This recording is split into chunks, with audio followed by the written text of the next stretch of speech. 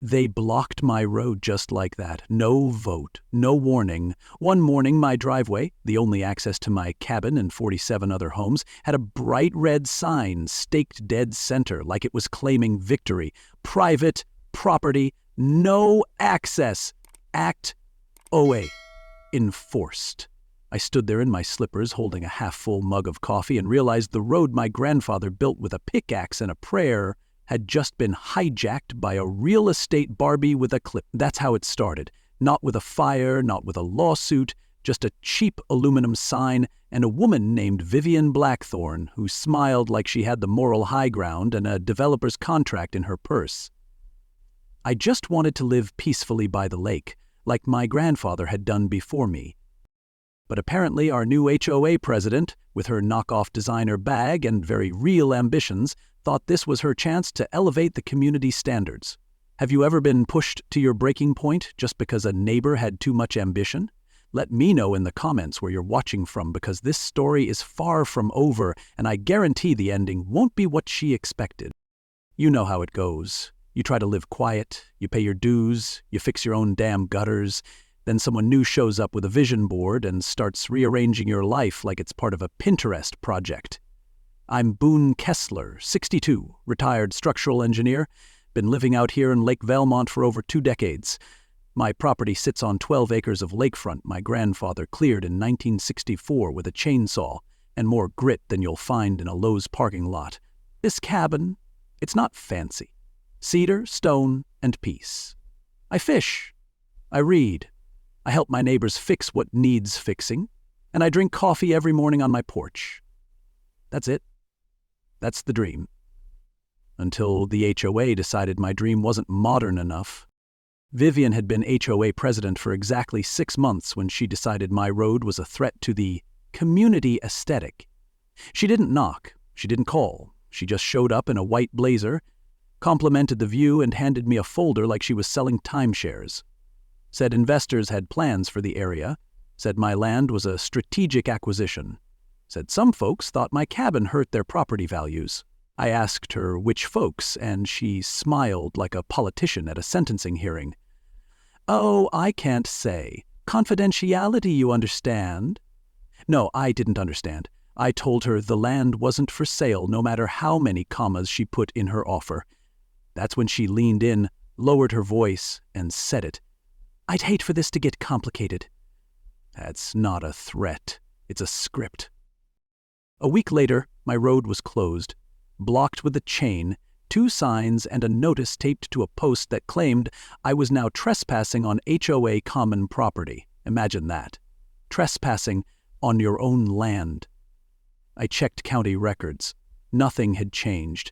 No transfers, no rulings, no legitimate authority. Just Vivian and her fake Prada bag deciding that access wasn't something I or my neighbors deserved anymore. That dirt road didn't just serve me, it was the only way in or out for nearly 50 families in what we call the back 40. Vivian wasn't enforcing safety, she was cutting the artery and calling it a facelift. So I pulled out the old maps, the ones drawn in my grandfather's precise, stubborn handwriting. I brewed a fresh pot of coffee and I started making calls. Because Vivian might have blocked the road, but she just opened the floodgates. Vivian came back before the week was out, standing on my porch again like she owned the view. Same white blazer, same too perfect smile, this time carrying a leather folder that probably cost more than my whole monthly grocery bill. Boone, she began, like we were old friends who just had a minor misunderstanding. I really think we got off on the wrong foot. She flipped open the folder to a page with colorful charts and slick renderings of modern lake homes, complete with solar panels and luxury glass porches. This is what's coming, whether we like it or not. You could be the first to benefit. The anchor of a new vision. I took a sip of my coffee and raised an eyebrow. Funny, I said. I thought I already lived in the vision. She smiled wider. Progress is never easy, she replied, which is HOA speak for you're in the way. Her offer came next. Wrapped in a silk voice pitched like a favor, she placed a document on my table with a price that made me blink. It wasn't insulting. In fact, it was more than generous. but it felt like someone handing you a brand new car and telling you to trade in your grandfather's truck, even though he built it himself and the engine still runs smoother than anything Detroit's made since '92. That's a lot of zeros, I said. She nodded. Because it's worth it, to everyone. And then came the turn, so smooth you might miss the teeth behind it. Of course, if you're not open to it, things can become complicated. I'd really hate for that to happen. She didn't blink when she said it. Didn't flinch, just left it on the table like a wedding ring from someone you've never dated. I told her I'd think about it. It was hell no. By Tuesday, Complicated had arrived. A second red sign appeared near the original one, but this one had the legal dressing, Emergency Access Restricted OA Authorization Required. And just like that, the road my family had maintained for over half a century was no longer mine to use. No hearing, no process, just a certified letter on official-looking HOA letterhead accusing me of, unauthorized use of shared infrastructure. It even came with a charming little fine, $500 a day, until I complied. Complied with what exactly? Being erased? Vivian was using the oldest HOA trick in the book.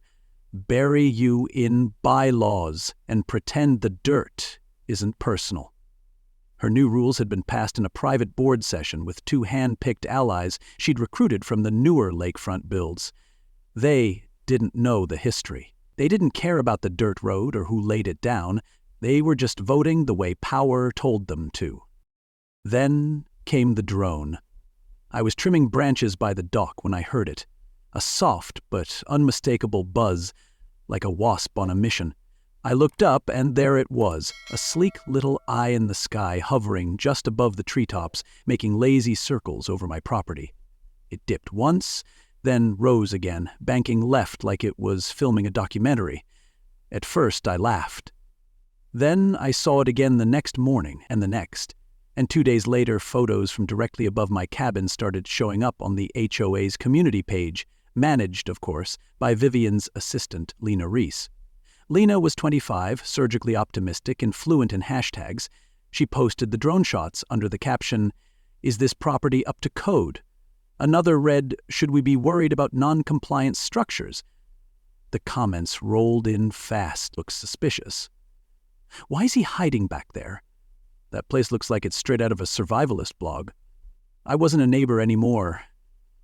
I was content.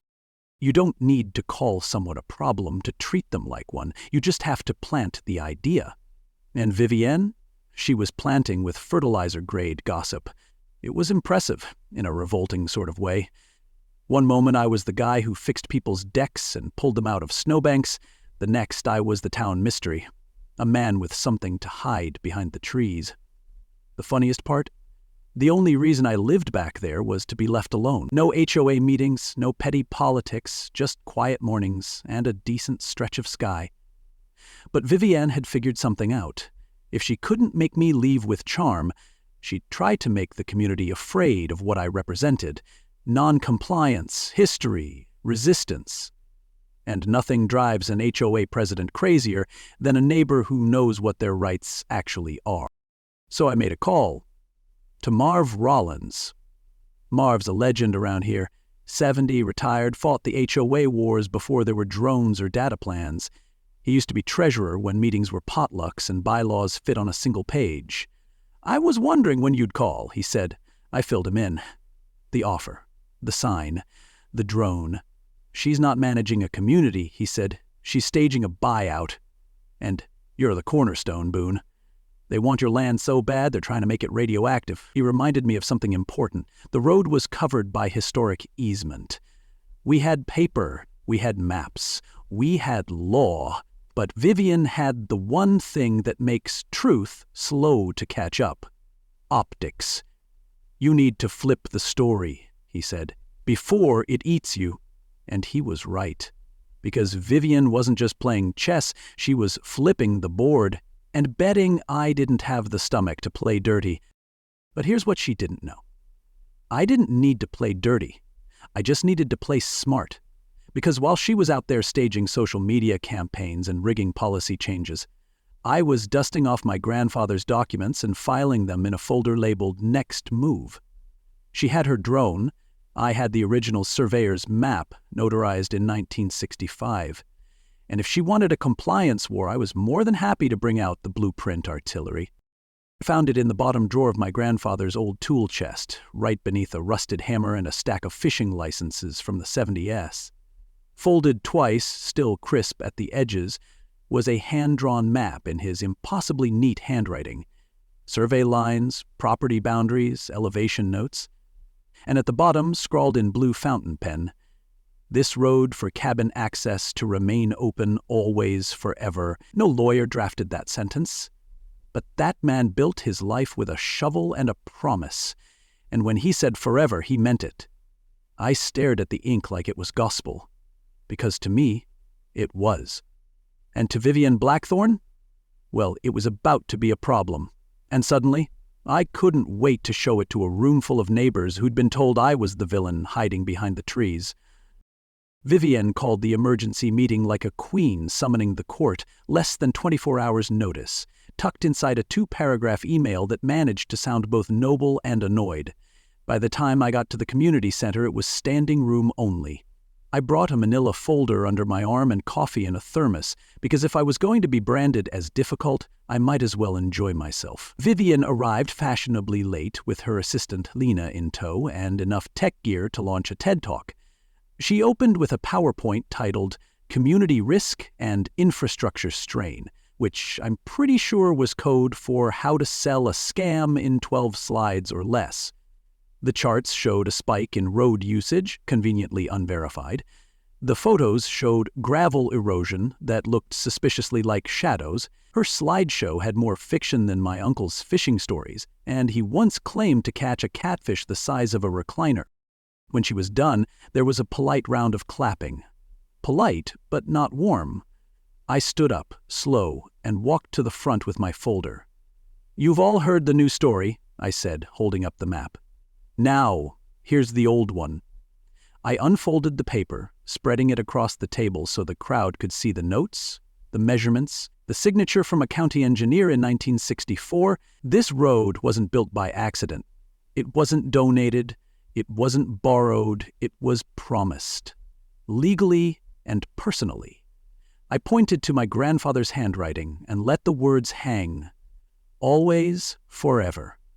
I told them how that road had been our community's main artery for decades, how my family maintained it without asking for a dime, and how we were now being fined for using what was already ours. I looked around the room and saw people shifting in their seats, not because they were uncomfortable, but because they were starting to remember. That's when Sandra Mitchell stood up. She's 70, lives about a mile past my place, uses a cane and gets dialysis 3 times a week. She had tears in her eyes and a shaking piece of paper in her hand. "I missed my appointment Monday," she said, her voice cracking, "because I couldn't get past that sign. They told me to call a number for access. I called. No one answered. The room went silent, not tense, silent. The kind of silence that makes people stare at their shoes. Viviette's jaw tightened. "Sandra," she said, "we're working on alternate access protocols, I promise." But Sandra cut her off. "You don't promise me a damn thing, young lady. You blocked my road and you didn't even ask me what that meant." That moment? That was the real meeting. Not the slideshow, not the maps, not the bylaws. It was one woman, standing on shaky legs, telling the truth. But Vivian wasn't done. She called for a vote. Just like that. No discussion, no compromise, no review of the documents. Just a vote on whether to keep the road closed pending further study. Marv Rollins raised an objection citing the bylaws. She overruled him. The vote passed 3-2.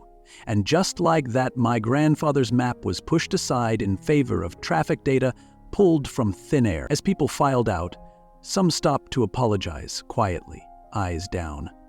Others walked past like they hadn't seen anything at all. That's when it really hit me. This wasn't about property lines or gravel erosion. This was about control. This was about someone who thought history was an obstacle, not a foundation. And in trying to bulldoze me, she was burying everyone else with me. I walked home that night past the same red sign, same chain across the road, but something had shifted, not in the policy, not yet, but in me. Because this wasn't just about a cabin anymore. This was about a neighbor missing dialysis, about kids waiting longer for school buses, about fire trucks that couldn't get through. This road is life. This road is legacy. This road is law. And no amount of glossy presentations or doctored photos was going to change that. Vivienne had declared war with a slideshow. Fine. I was about to answer with a blueprint and a bulldozer of truth. Stay tuned. The next letter came certified. Again, with the kind of tone that's less HOA and more loan shark. This one wasn't just a notice, it was an invoice. $500, 0 cents per day, starting immediately for non-compliant access to HOA infrastructure. Which was a fancy way of saying, we're charging you rent to use your own driveway. That's not a joke. It was printed, signed, and enclosed with a helpful brochure about amicable resolution. Vivienne had dropped the sales pitch and picked up the hammer, hoping to make me blink.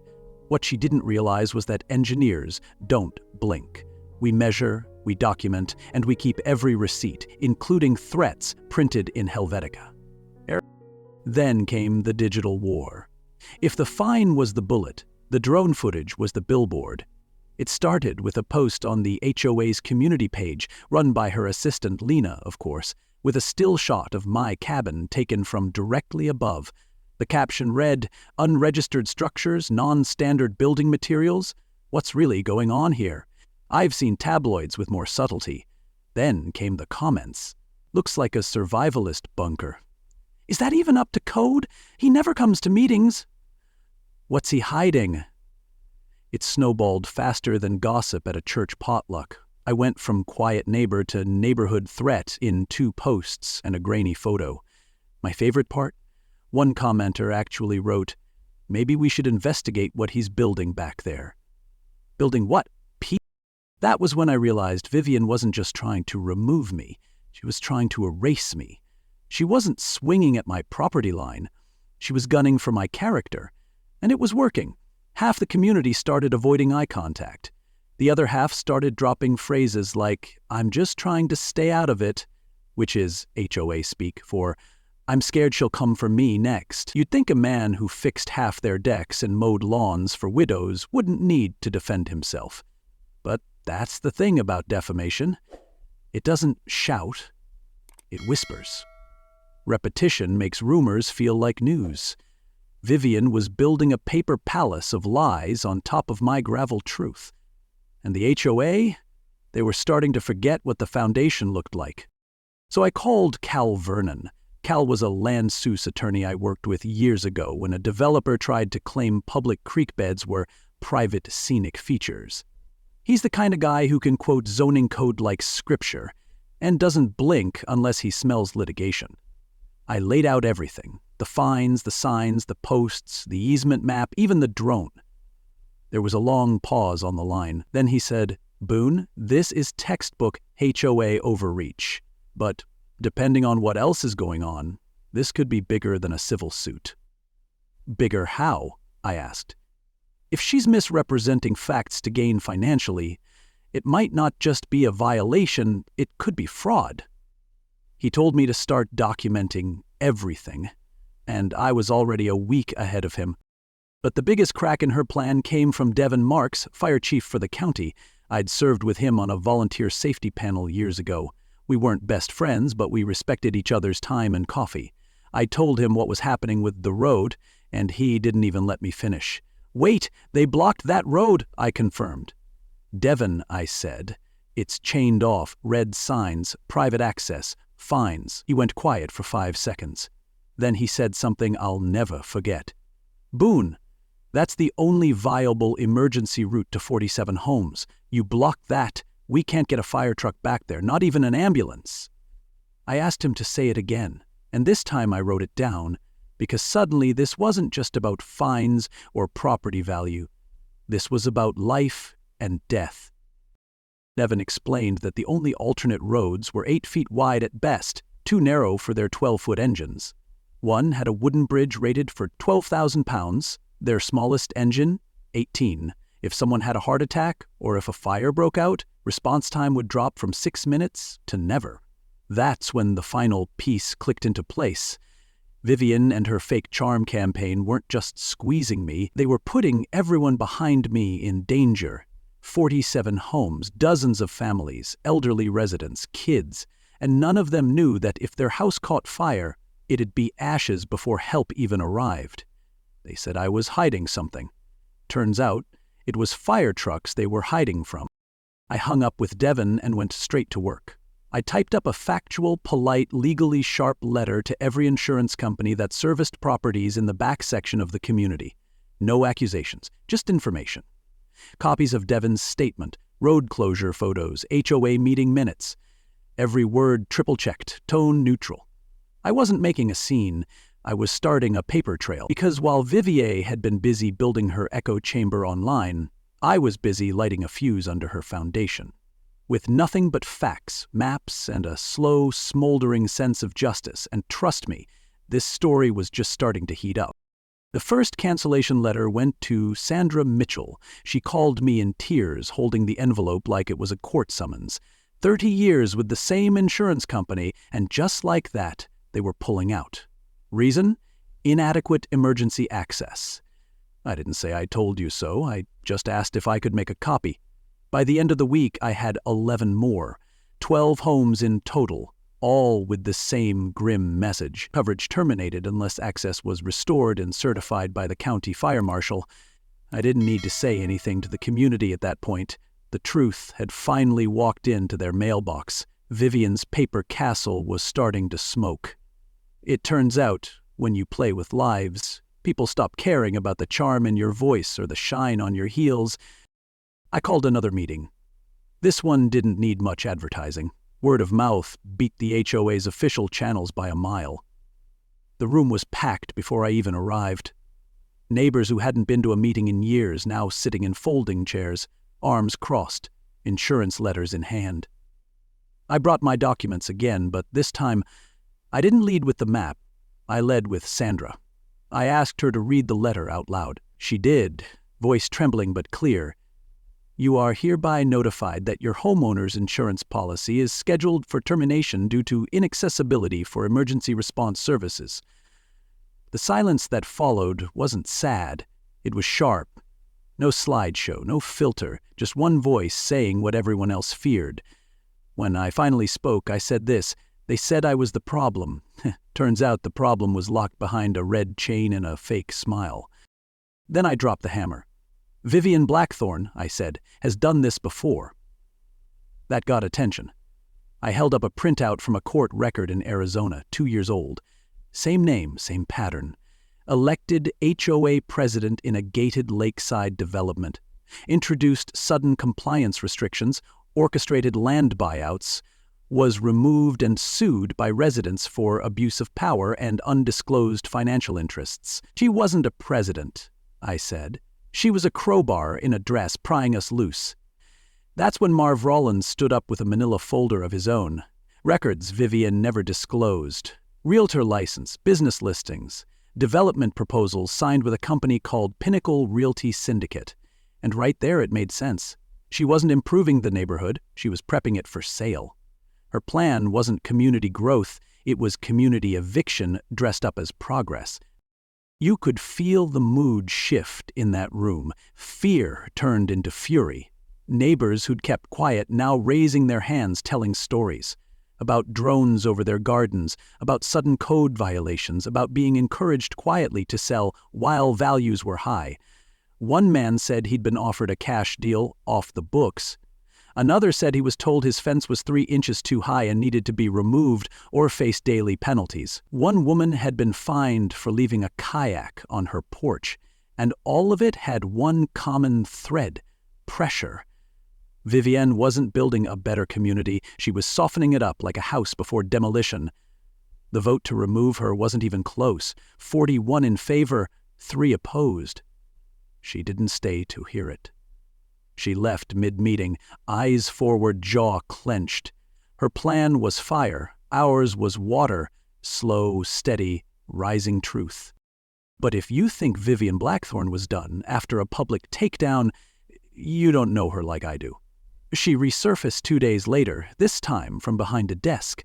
A letter taped to my front door announced that the county was initiating eminent domain proceedings against my property for infrastructure realignment and emergency response expansion. The language was clean. The motive wasn't.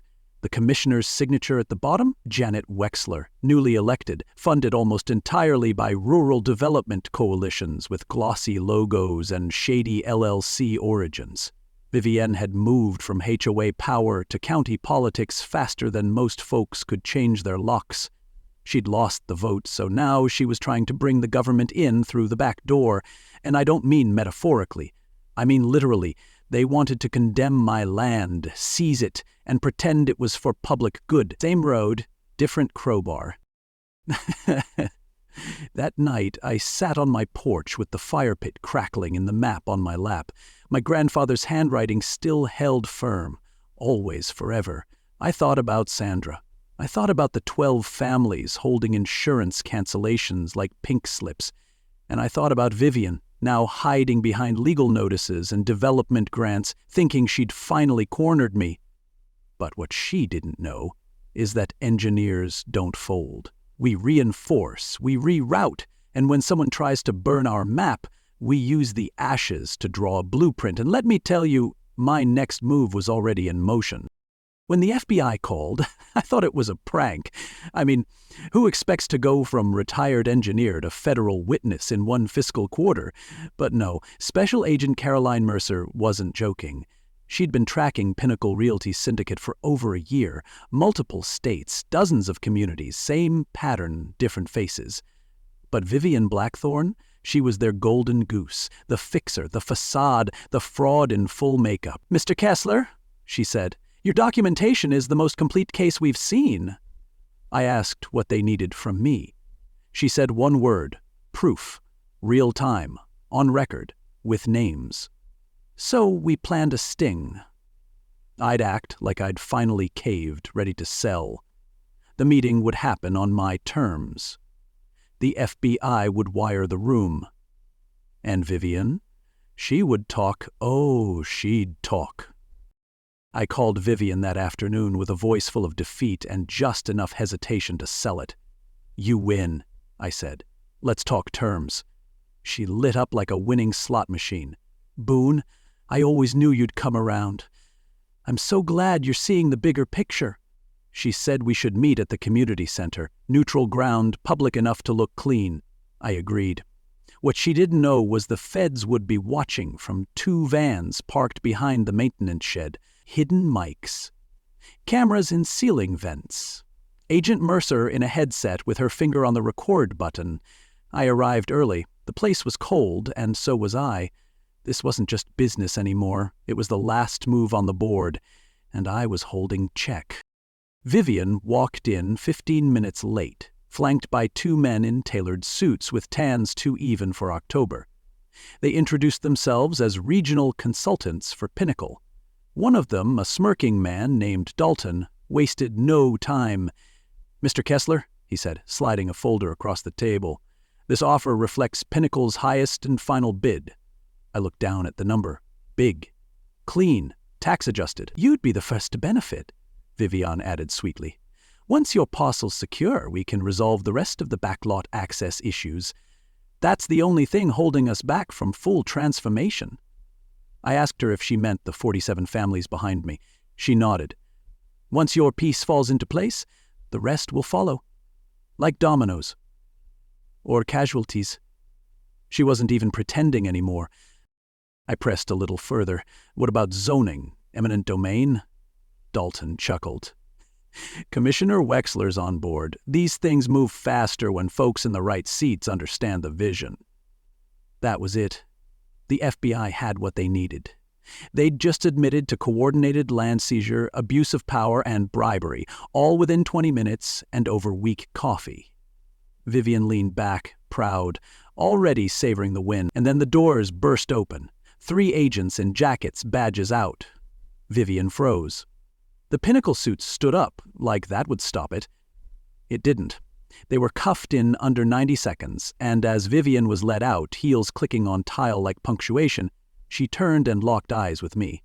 "You set me up," she hissed. "This isn't over." I stood calmly. "Vivian, it's been over since you posted drone footage and forgot the fire trucks." And just like that, the queen of compliance was no longer in charge. Sandra kept her house, her insurance was reinstated within 3 weeks, the road was reopened permanently by emergency order, 47 families got written apologies from the county, and me, I got my mornings back. I sat on my porch, thermos in hand, looking out over that misty lake with my grandfather's letter in my shirt pocket. It still smelled faintly of cedar and old tobacco. He had written, "This land isn't just dirt. It's dignity, and you don't run from dignity. You hold it, like a map, and walk through the storm." Funny how a sentence written decades ago could outmaneuver lawyers and corruption. She tried to close the road. We turned it into a runway for justice. 2 months after the arrests, my phone rang. Unknown number, North Carolina area code. A woman on the other end said, "Mr. Kessler, I hope I'm not disturbing you. Someone gave me your number. We've got a new HOA president here," says she moved from Arizona. Blonde, confident. "Suddenly everyone's getting fines, and I think she's about to try what she tried with you." I smiled. "You're not disturbing me at all. Tell me everything." Because sometimes you don't need a weapon to fight back. Just a map, a voice, and a reason not to back down. So yeah, that's how a quiet guy with a porch and a map ended up taking down a fraud ring with nothing but truth, persistence, and a little help from the federal government. If you're watching this and thinking, "What does this have to do with me?" Let me tell you something. The moment you stop paying attention to the small things, like access roads and fake fines, is the moment the big things get stolen right under you. This story wasn't just about me. It was about us, standing up even if your voice shakes, knowing your rights, and never letting charisma outrun accountability. So if you've stuck with me till now, thank you, that means something, because stories like this aren't just entertainment. They're warnings, they're reminders, they're proof that one voice, one map, one no said at the right time can turn the whole game around. Maybe you're not fighting an HOA, maybe it's something smaller or bigger, but if you felt that twist in your gut while listening, that's your voice waking up. Listen to it, trust it. And now, I want to hear your voice. Drop a comment below, tell me where you're watching from, tell me your own neighbor's story, tell me if you've ever stood up to power and felt that fire in your chest. Hit like if you believe in standing your ground. Subscribe if you believe truth travels further when we carry it together. Because next episode, we're heading down another road they didn't want us to see. And trust me, you won't want to miss it.